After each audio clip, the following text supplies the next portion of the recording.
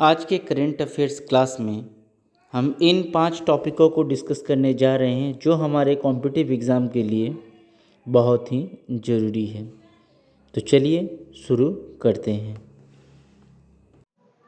Hello everyone, welcome to Naukripur. मैं शेखर प्रसाद आप सभी का स्वागत करता हूं नौकरीपुर के यूट्यूब चैनल पर।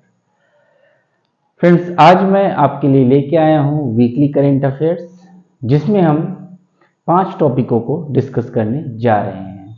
तो आज का हमारा जो पहला टॉपिक है वो है new soil health card scheme. तो ये देखिए, ये जो सॉइल हेल्थ कार्ड स्कीम है, इस स्कीम को फिजिकल ईयर 2014-15 में ministry of agriculture and farmers welfare के द्वारा चलाया गया था।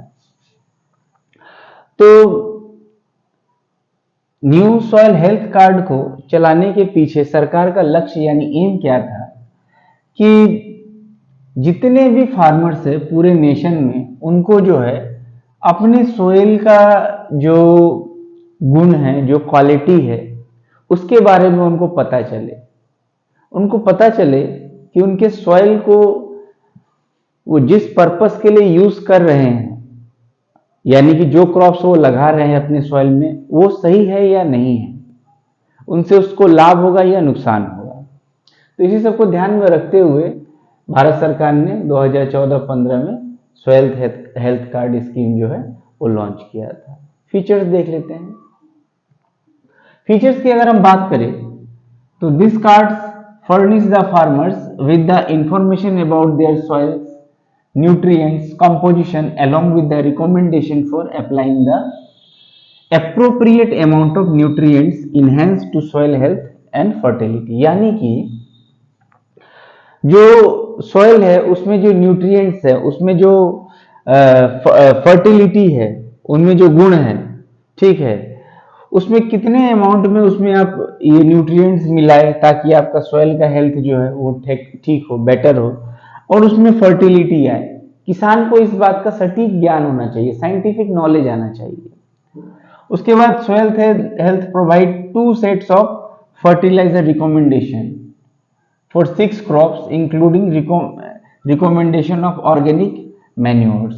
तो ये जो 2 टाइप के जो फर्टिलाइजर्स है 6 क्रॉप्स के लिए, उसके बारे में भी इसमें रिकमेंडेशन दिया जाता है। साथ ही साथ इसमें ऑर्गेनिक मैन्योर जो होते हैं, यानी कि गाय के गोबर से हो गया या फिर सब्जियों से, सड़े गले चीजों से जो ऑर्गेनिक मैन्योर बनता है, उसके बारे में भी बताया जाता है। Farmer can also get the recommendation for additional crops on demand.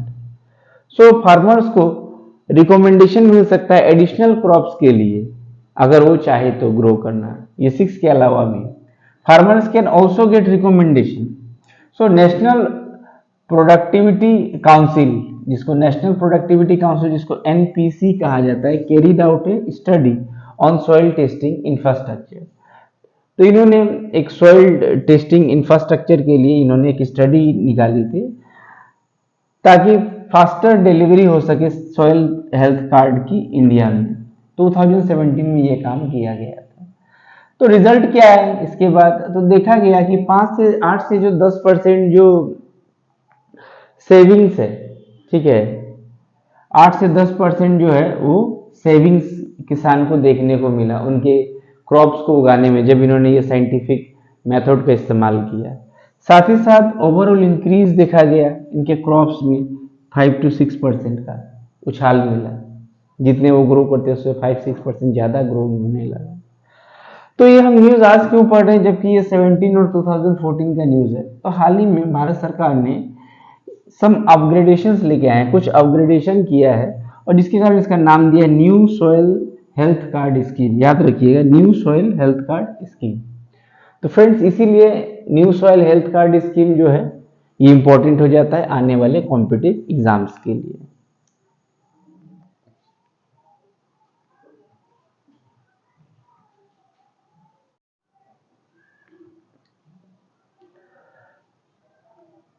आज का हमारा दूसरा टॉपिक है Aditya L1 mission. Aditya L1 mission जो है भारत का पहला मिशन है जो सन के लिए लॉन्च किया जा रहा है, सन को स्टडी करने के लिए लॉन्च किया जा रहा है। और ऐसा एक्सपेक्ट किया जा रहा है कि ये सितंबर महीने के अर्ली सितंबर में जो है ये लॉन्च किया जाएगा। तो ये आदित्य में आप एक L1 चीज देख रहे हैं, तो ये L1 क्या है? L1 का मतलब है लैग्रेंज पॉइंट, जो कि ये पॉइंट जो होता है सन और अर्थ के बीच में होता है, ठीक है, लैग्रेंज पॉइंट। तो सन के लिए जो है कुल 5 पॉइंट होते हैं, जिसमें से L1 जो है उनमें से एक पॉइंट है। So Lagrange point are position in the space where the gravitational force of a two body system like Sun and Earth produce enhance to the regions attraction and repulsion। यानी कि ये जो पॉइंट होते हैं, ये जो अर्थ में और सन के बीच में ये पॉइंट देख रहे हैं, point 1, point 2, point 3, point 4, point 5, 5 point होते हैं। तो ये एक ऐसे पॉइंट होते हैं, इसमें जो अर्थ और जो सन है, ये दोनों के बीच में जो ग्रेविटेशनल फोर्स होता है वो एक दूसरे को अट्रैक्ट करते हैं। इसके अलावा this can be used by the spacecraft to reduce the fuel consumption needed to remain in the position. तो इस टेक्नोलॉजी का इस्तेमाल क्यों किया जाता है? ताकि स्पेसक्राफ्ट जब अंतरिक्ष में जाए तो उसमें जो फ्यूल जो यानी कि जो ईंधन लगता है वो ईंधन जो है वो कम लगे, और जो स्पेसक्राफ्ट जो लॉन्च किया जा रहा है वो अपनी पोजीशन पर बने रहे। तो इस सैटेलाइट को जब प्लेस किया जाएगा होलो ऑर्बिटल L1 के में, तो इससे क्या एडवांटेज होंगे? तो एडवांटेज ये होगा कि ये कॉन्टिन्यूअस व्यूइंग करेगा सन का without any occultation, eclipsion। AL1 will be study of the sun's corona, sun's photosphere, solar emission and solar winds, flares and coronal mass injection will be carried out around the clock imagination of the sun। यानी कि ये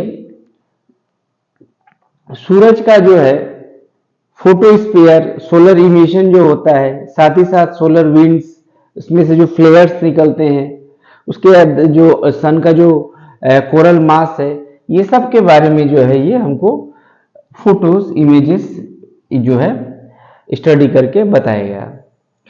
सो ये mission जो है इसरो के द्वारा launch किया जा रहा है L1, आदित्य L1, और ये 1.5 मिलियन किलोमीटर जो है हमारे अर्थ से जाएगा। और ये आदित्य L1 जो है look at the suns continuously, और जो सूरज को है ये कॉन्टिन्यूसली परीक्षण करेगा। तो इसीलिए आदित्य L1 जो मिशन है इंडिया का पहला जो है मिशन बन रहा है सन की तरफ। तो फ्रेंड्स, इसीलिए ये जो मिशन है very very very important topic है, ये 3 स्टार टॉपिक है इस बार के कॉम्पिटिटिव एग्जाम के लिए।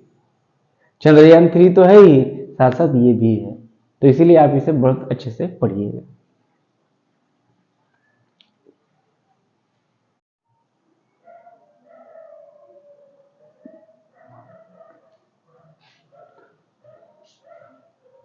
हमारा तीसरा topic history of national flag. यहाँ हिस्ट्री ऑफ नेशनल फ्लैग तो लिखा हुआ है, साथ ही साथ हम जो फ्लैग का जो बेसिक बातें हैं वो भी यहाँ पर जानेंगे। तो जो पहला नेशनल फ्लैग है हमारे भारत का, उसको होस्ट किया गया था 7 अगस्त 1906 में कलकत्ता में। और इसमें जो पहले वाले जो नेशनल फ्लैग थे उसमें जो है 3 स्ट्रिप्स हुआ करते थे, रेड, येलो एंड ग्रीन।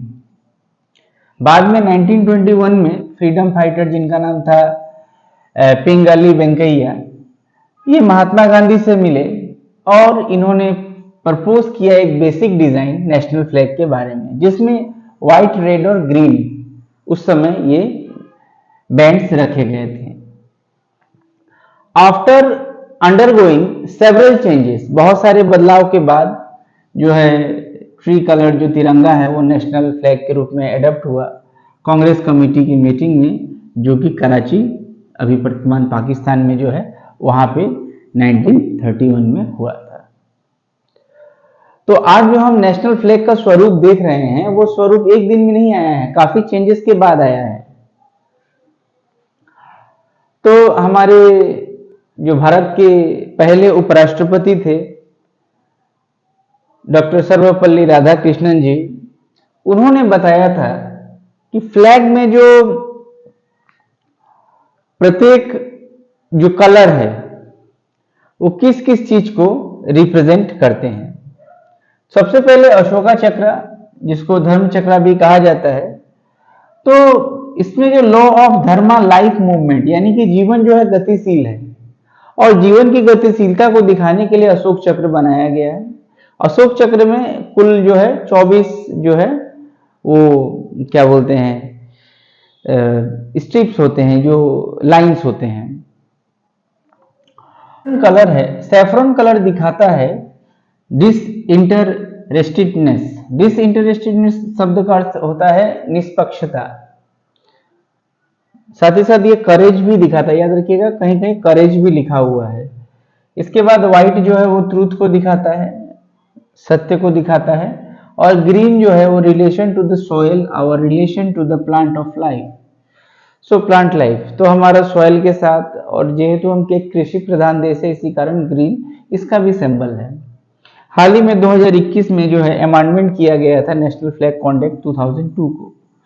तो इस अमेंडमेंट में क्या किया गया था, पहले जो नेशनल फ्लैग आया करते थे वो हाथ से बने हुए जो खादी के नेशनल फ्लैग थे उसी को लगाने की परमिशन थी, जो पहले का नेशनल फ्लैग का कोड ऑफ कंडक्ट था। लेकिन बाद में गवर्नमेंट ने जो है 2021 में इसको बदल करके हाथ से बना हुआ भी लगा सकते हैं, मशीन से बना हुआ भी लगा सकते हैं, कॉटन, पॉलिस्टर, ऊल, सिल्क, किसी चीज का, खादी, किसी चीज का बना हुआ नेशनल फ्लैग हम अपने घर पे लगा सकते हैं। हाल ही में अगस्त 2015-2022 में हमारे प्रधानमंत्री श्री नरेंद्र मोदी जी ने हर घर तिरंगा कैंपेन चलाया था। यह हर घर तिरंगा जो कैंपेन है, इसमें कहा गया था कि सभी लोगों को अपने घरों पे नेशनल फ्लैग लगाना है। साथ ही साथ दुकान, रास्ता या फिर कहीं भी नेशनल फ्लैग लगाने का ये दिया गया था। हाल ही में जो 2023 में जो हमारा हर घर तिरंगा कैंपेन चला है, उसमें कहा गया था कि आप जो है नेशनल फ्लैग को अपने डीपी में लगाइए। फेसबुक, व्हाट्सएप के डीपी पे लगाने का भी प्रधानमंत्री नरेंद्र मोदी जी ने आह्वान किया था। तो फ्रेंड्स, नेशनल फ्लैग की जो हिस्ट्री है अपने आप में ये है। और एक बात चीज और याद रखिएगा, जो नेशनल फ्लैग है, नेशनल फ्लैग का जो ये है लेंथ और ब्रेथ है, तो देखिए 2:3, ठीक है। लेंथ जो इसका 3 है और इसका जो ब्रेथ है वो 2 है। याद रखना पड़ेगा आपको, ये भी एग्जाम में पूछता है बहुत बार।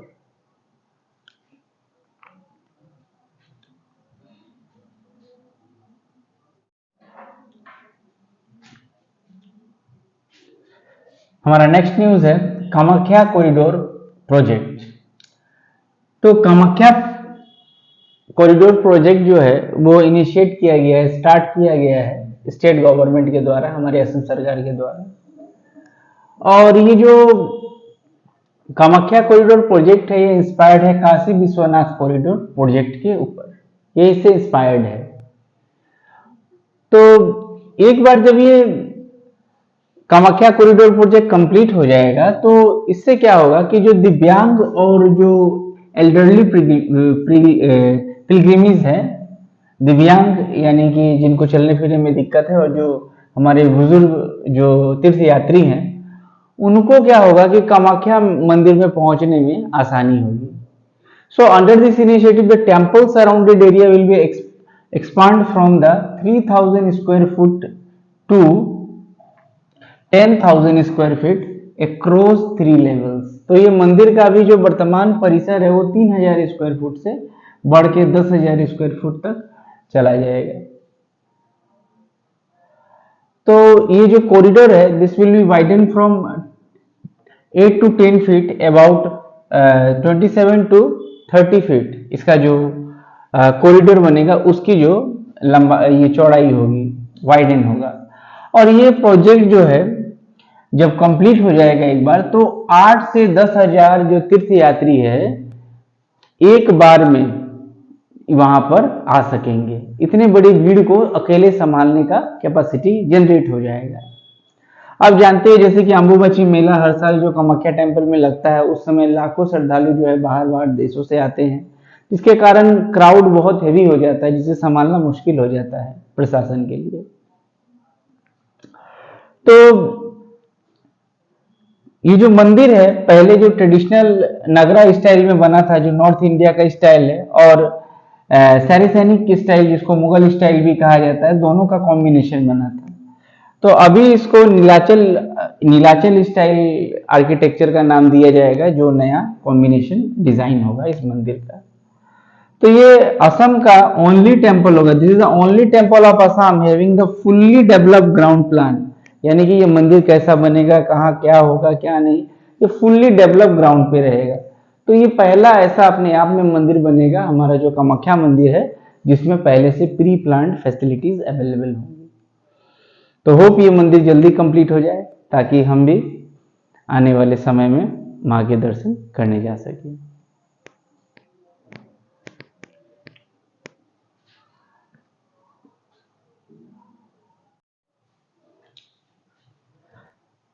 तो आज का हमारा 5वां टॉपिक है बैंकिंग एंड फाइनेंस।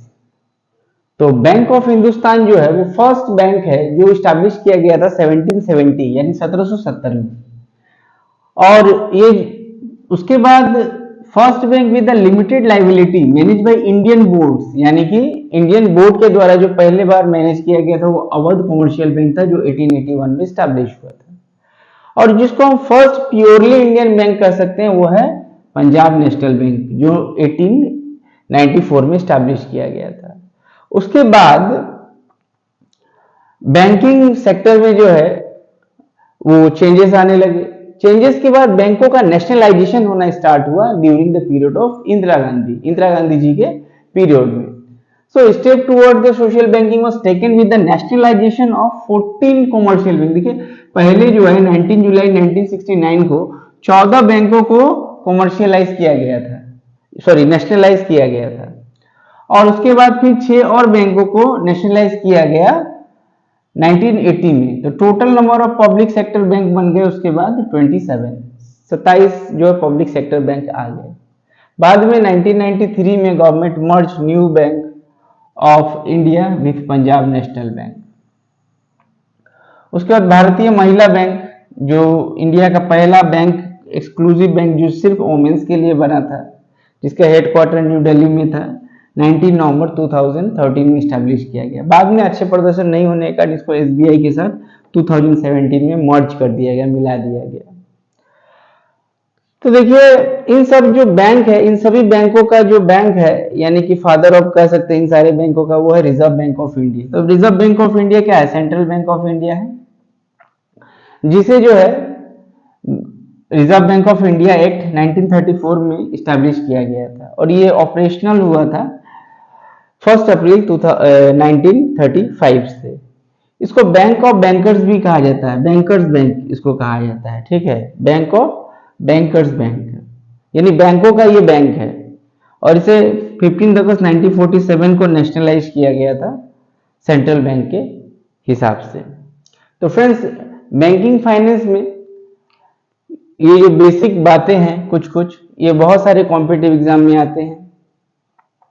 इसके अलावा आरबीआई के जो गवर्नर है वो कौन है? शक्तिकांत दास, जो अभी इसके आरबीआई के गवर्नर है एट प्रेजेंट। इस तरह के क्वेश्चंस भी आते हैं, तो इसीलिए बैंकिंग और फाइनेंस से ये सब चीजें बातें आप जरूर पढ़िएगा। तो फ्रेंड्स ये जो टॉपिक था आज का हमारा, ये आखिरी टॉपिक था। इसके बाद नेक्स्ट और जो क्लासेस होंगी उसमें मैं और आपके लिए current affairs, important current affairs लेके आऊंगा। अगर आपको ये वीडियो अच्छा लगा हो तो kindly like, share and subscribe my channel. Thank you everyone for watching my video.